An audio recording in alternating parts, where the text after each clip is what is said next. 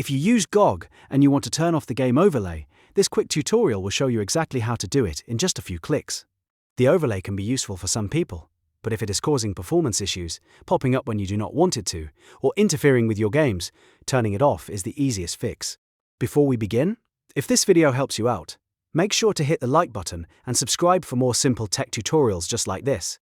Alright, let's jump right in. First, go ahead and open the GOG app on your computer.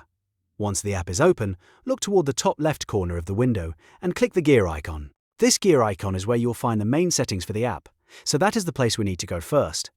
After clicking the gear icon, a menu will appear. From that menu, select Settings. This will open the settings page where you can manage different parts of the GOG app. Now, inside the Settings menu, look for the section called Game Features. Click on Game Features to open the options related to in-game tools and extra features. This is where the overlay setting is located. Once you're in Game Features, find the overlay option and turn it off. Depending on your version of the app, this may be a toggle switch or a checkbox, but the goal is the same. Disable the overlay feature so it no longer appears in your games. After you switch it off, the change should take effect right away.